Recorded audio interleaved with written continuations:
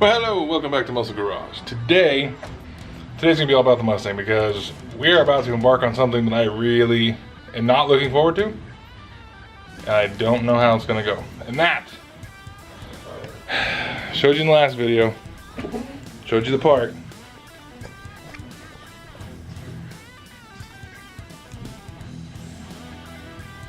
There it is. Frickin' heater core. Here we go. I was gonna do a cold start, but the battery's dead. So I've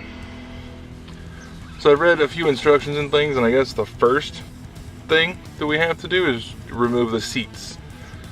So that's where we're at now. My biggest worry with this is that somebody else has already been in here and had this stuff apart, and that none of it's put back like it's supposed to be. And I actually know that somebody's been in here at least once because it has an aftermarket stereo. So hopefully everything is where it's supposed to be and nothing's screwed up. But it's a 30-year-old vehicle, so I mean, what can you really expect?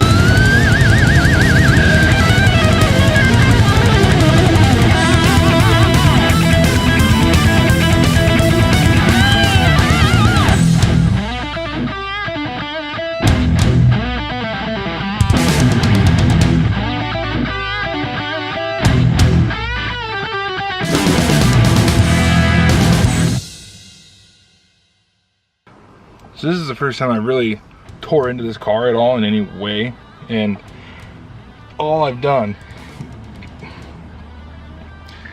is pulled the passenger seat out and already finding stuff that I don't like and shouldn't be here. So this is a fuel pump relay. Common knowledge tells me that the red wire should be the hot wire. What is this about? This red wire goes up under the center console. Yeah, it's filthy under here too. Mustard, been in there a while. Good thing I gotta take the center console out too. See what that wire's doing under there. So I've got the seats removed, most of the center console removed, stuff like that. Shifter knobs out, all that kind of stuff. I just pulled the stereo out. And you remember how earlier I said I had an aftermarket stereo? Oh, wait a minute. Oh, thank God. They did it the right way. See, now, when I pulled this out, I seen this mess of just, they're not even butt connectors. I've never even seen these things before. And I was thinking, oh my gosh, I'm gonna have to clip every single one of those and do all that all over again. Then I realized, no, I won't. Somebody did it correctly. Now, I'm all about upgrading your car, aftermarket stereos, whatever you want to do. Awesome, do it. But do it the correct way. Not just for somebody else, for yourself, because you might have to take that out to do something like a heater core. And if you have some hack job in there, screwed up stupidness, it's gonna be a pain. You're gonna hate yourself later for doing it. So do it the right way the first time, so that next time it's way easier, because there's always a next time. And if you don't plan on keeping the car and you're gonna sell it at some point in time, which most people do it for the next guy. Make his life a little easier. I have the steering column pretty well sitting on the floor.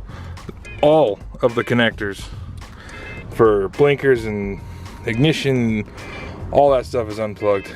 This red wire I showed you comes off the fuel pump relay. It goes to nothing. There's absolutely, this is the plug for the electric mirrors. This is the plug for the cigarette lighter, sort of. Yeah, there's this ground wire that goes to nothing. I don't know what that's about. This car at this point is not a car. I mean, it won't run at this point at all. Oddly enough, though, I'm really not as nervous about this at this point as I thought I was going to be. One kind of like, I don't know, it's probably a fairly common thing, but one like tip, I guess, that I wanted to give is whenever it's possible to do so, you look around, there's screws just sticking out of holes everywhere that aren't doing anything, right? Nuts over bolts. You know, I got bolts in the floor right there. Just, you know, all kinds of stuff put back anywhere. Anytime that I can put something back in the hole that it came from, I will, because later on down the road when I go to, and it's kind of an extra step because you're taking it out, removing whatever it holds down, and then putting the bolt back or the nut back or whatever, and then you go to put it back together, you gotta pull the bolt or nut off, put it all back together. So it is an extra step going both ways, but it will save you so much hassle and headache if you put them back whenever it's possible. Now obviously if you pull something out and then put it back and then go to take something else off and then have to pull that bolt back out anyway, like that kind of defeats the purpose of doing it. But whenever you can put the bolt back where it belongs, I would do that, just because I promise you, it will save you so much headache in the end. I promise. But we're gonna keep plugging along here. We're getting pretty dang close to having the dashboard off, I believe. Okay, update soon. All right, y'all, stuff's getting real now. I'm very nervous at this point in time. Things always come apart really easily. It's always putting stuff back together that's the hard part.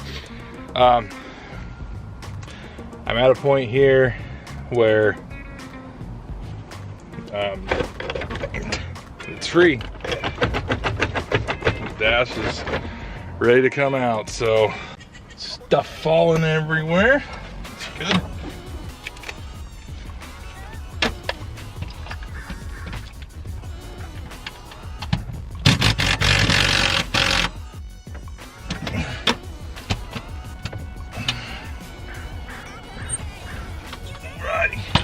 Oh, that was the catch.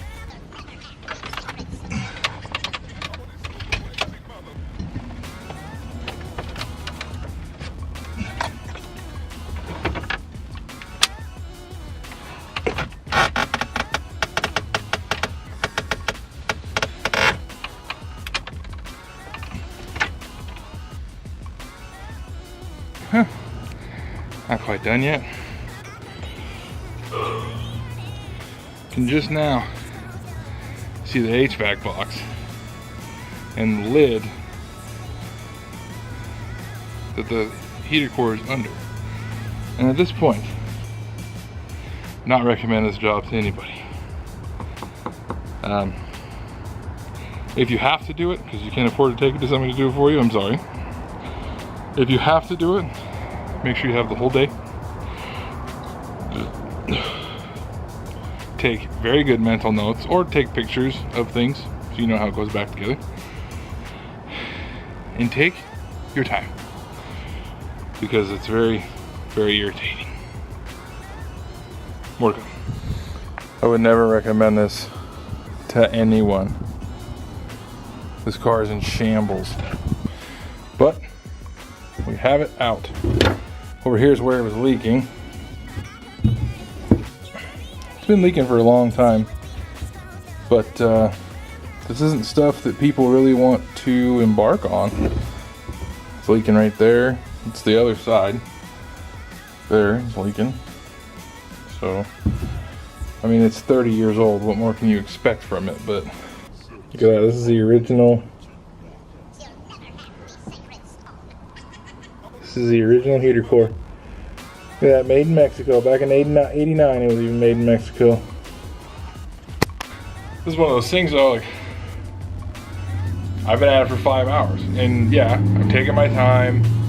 I'm making sure I remember where stuff goes, what I unplug from where this bolt goes, that kind of a thing. And I've really taken my time with it.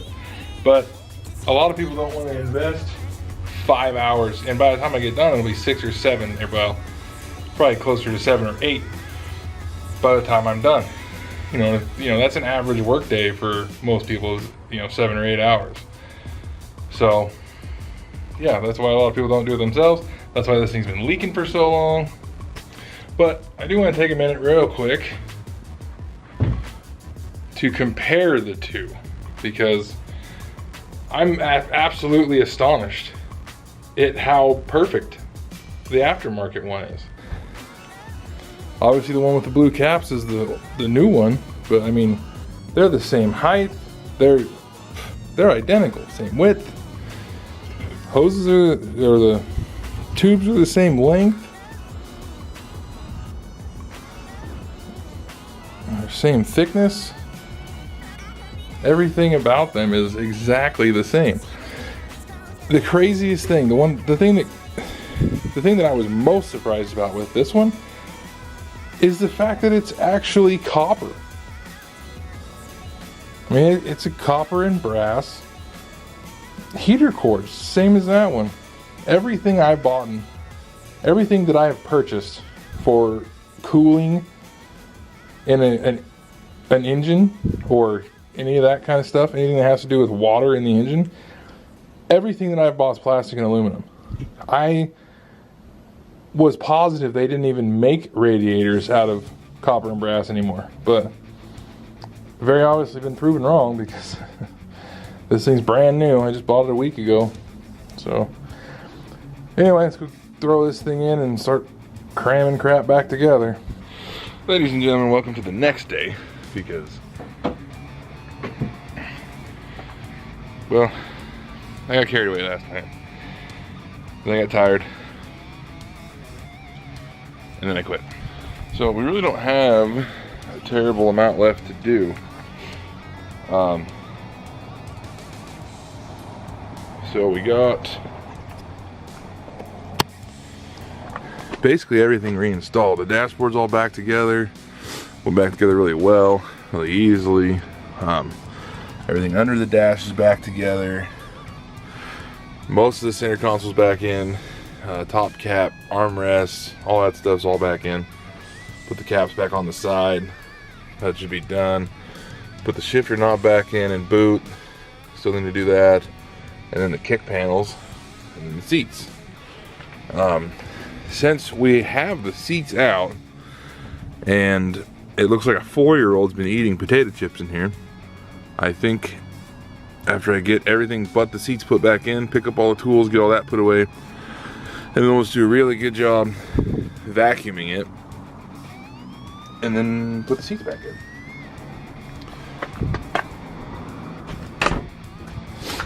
I still have to put something I'm really not looking forward to. You can see there's the new hose ends.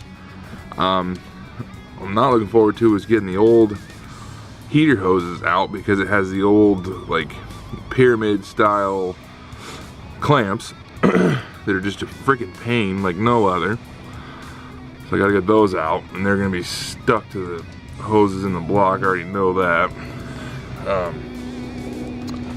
And then the other thing is putting the bracket back on this condenser. I already put those caps back on. That's what holds the HVAC box in to the firewall. Then there's a bracket that holds this thing up and into the firewall, and I need to do that too. So I said earlier in the video how I'm the type of person, I take the screw or whatever out of wherever, and then I remove that part, and then I put the screw back in that hole so I remember what that screw goes to and where it goes. Well, I have 2 of these, right? And the only thing that's not bolted in are the seats, which nut, bolt, or all that stuff is. Then I have this. I don't have a clue where this goes. I think I know where I'm going to put it, but I don't know where it actually goes. And then these 2, I'm positive, held the dash in, or held the glove box in. I cannot for the life of me get either one of those to go in either one of those holes to hold that freaking glove box up. And then I have, of course, this one, the kick panel. It just goes there, and I'd just be surprised if it actually threads in, because These type of trim pieces, anything over 10 years old, yeah, they don't go back where they're supposed to, ever. Or they were just crap to begin with. Okay, glove box right now, this exact point in time. So you can see the tabs here. Other side too. We have to get that back in there.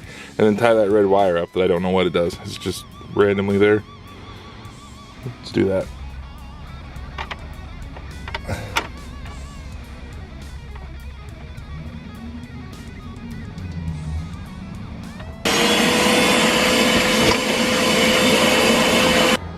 Before we get too carried away and I forget, I'm gonna pull the old heater hoses out, put the new ones in, and then put that accumulator bracket back on.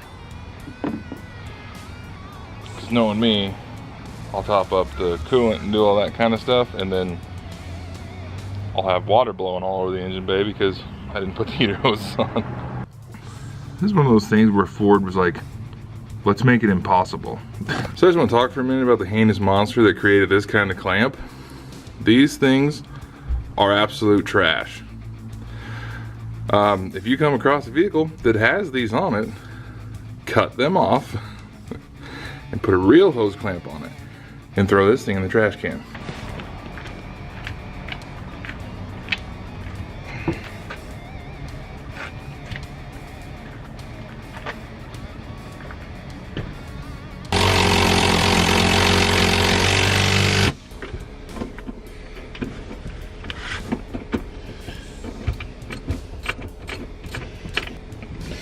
All I gotta do here real quick is throw the shifter boot back on, and this whole thing is done.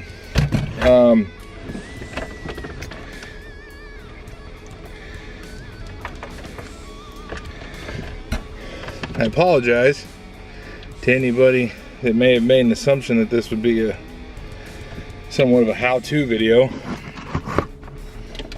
because it's clearly not at all.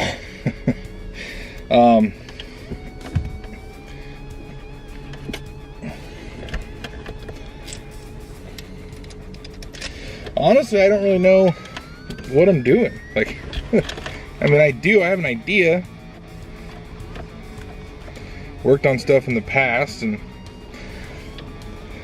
I've done heater cores in other vehicles. And honestly, like, I'm not a mechanic. I know how to do, I can do things that I need to do, but really what I do is I just watch other people's videos. Like, if you want a really in-depth video on how to do this, to go from, you know, right now, the car is complete, it's all set up and in order, and everything's put back together. I mean, the whole dash is back together, the seats are in, the center console's in. I mean, everything is there. I just have to tighten down the shifter and put the shift boot back on. And I only have 2 extra screws. I'm flat amazed at that. But if